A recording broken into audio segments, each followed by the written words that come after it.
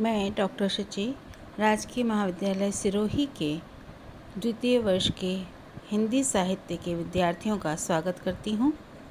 जैसा कि आप जानते हैं, मैं आपको द्वितीय प्रश्न पत्र यानी गद्य का प्रश्न पत्र पढ़ा रही हूँ और इसमें हम कहानी की विकास यात्रा पर बात कर रहे हैं।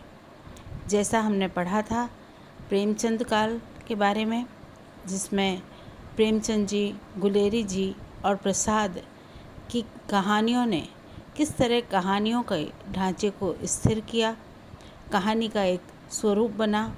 और हम कह सकते हैं कि प्रेमचंद जी ने जो नींव है कहानी की उसे रखा और उसको मजबूत बनाया। प्रेमचंद काल में प्रेमचंद जी, गुलेरी जी और प्रसाद ने अपनी अपनी शैली की कहानियाँ लिखी। सामाजिक समस्याएं, राष्ट्र की समस्याएं, प्रेम और समाज सुधार की बातें, ये आदर्श और यथार्थ, इन सब को लेकर कहानियों का बुना गया। कहानियाँ प्रस्तुत हुई, व्यक्त हुई और एक कहानी की समृद्ध परंपरा जो है उसका आगमन हुआ, वह आगे बढ़ने लगी। आज हम प्रेमचंदोत्तर काल के बारे में बात कर रहे हैं। प्रेमचंद जी और प्रसाद के उपरांत कहानी में बदलाव आया। हम कह सकते हैं कि 1936 के आसपास या उससे थोड़ा पहले कहानी में बदलाव होना प्रारंभ हो गया। अब कहानी के विषय वस्तु, कहानी लिखने की शैली में बदलाव आया और इस बदलाव में दो महत्वपूर्ण चीज़ें थी। एक तो पाश्चात्य दर्शन का प्रभाव कहानी में आया और दूसरा मनोविज्ञान का संपर्क कहानी से हुआ।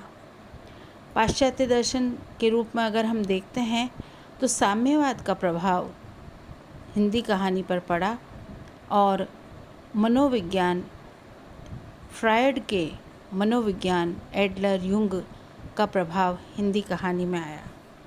और जैनेन्द्र ने एक प्रकार से मनोविज्ञान कहानियों में उन्होंने उसको लेकर के आधार बना करके कहानियाँ लिखी और मनोवैज्ञानिक कहानी की एक नई धारा प्रवाहित हुई।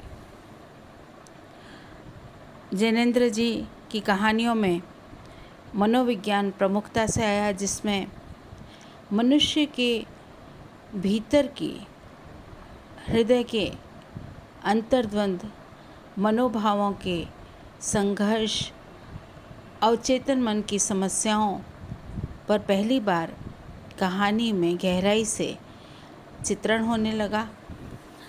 मनोविज्ञान का प्रभाव प्रेमचंद जी की कहानियों में भी देखा जाता है, लेकिन जैनेन्द्र की कहानियों में या कहें प्रेमचंदोत्तर कहानियों में मनोविज्ञान को केंद्र में रख करके कहानी लिखी जाने लगी। जैनेन्द्र जी के पश्चात अज्ञे और इलाचंद्र जोशी ने इस कहानी की परंपरा को आगे बढ़ाया और वे इसको आगे तक ले गए। मनोवैज्ञानिक कहानी में उनकी अपनी विशेषताएं थी। वो स्थूल से सूक्ष्मता की ओर चले।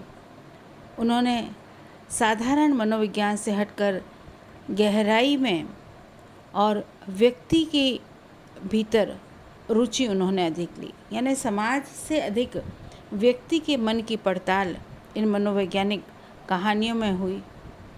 नारियों की पीड़ा, उनकी परंपरा का बोझ, उनकी सहन शक्ति, इन सब का वर्णन इन मनोवैज्ञानिक कहानियों में अधिक हुआ।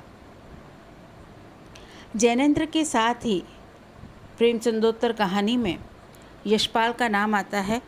यशपाल एक बड़े कहानीकार हैं जिन्होंने साम्यवाद को लेकर कहानियों की रचना की। साम्यवाद के आधार पर उनकी कहानियाँ उसकी साम्यवाद की जो धारणाएं हैं, उन धारणाओं के आधार पर उन्होंने कहानियों की रचना की। और इस तरह से उनके साथ साथ यशपाल की परंपरा में उपेंद्रनाथ अश्क, भगवती चरण वर्मा, रांगे राघव, इन सब ने साम्यवाद की जो प्रवृत्तियां हैं उनको आधार बनाकर कहानियाँ लिखी। सामाजिक विषमता की उन्होंने आलोचना की, व्यक्ति के मनोविज्ञान की भी व्याख्या की। व्यंग और विनोद का पुट भी इन कहानियों में दिखाई देने लगा। तो इस तरह प्रेमचंद जी और प्रसाद के उपरांत कहानी की धारा बदली और हम कह सकते हैं कि मनोवैज्ञानिक कहानी और साम्यवादी कहानी का जो प्रभाव है वह हिंदी कहानी में आया। 1950 तक आते आते एक बार पुनः हिंदी कहानी में परिवर्तन होने लगा, उसका रंग रूप बदलने लगा और 1960 तक आते आते नई कहानी के रूप में एक नया आंदोलन स्पष्ट रूप से हमारे समक्ष आया। इस नई कहानी के आंदोलन में शिव प्रसाद सिंह की दादी माँ की कहानी को प्रमुखता से लिया जाता है। यह 1950 में लिखी गई। नई कहानी आंदोलन में धर्मवीर भारती, मोहन राकेश, राजेंद्र यादव, फणीश्वर नाथ रेणु, मार्कंडेय, अमरनाथ, मन्नू भंडारी, रमेश बख्शी, उषा प्रियंवदा, कमलेश्वर जैसे बड़े रचनाकार हैं। इन रचनाकारों ने भोगे हुए यथार्थ को और क्षण को, उन्होंने वर्तमान जीवन को, विशेष स्थितियों को कहानी का आधार बनाया और कहानियाँ लिखी। नई कहानी के बारे में हम आगे चर्चा करेंगे। आज हम इतना ही पढ़ेंगे। धन्यवाद।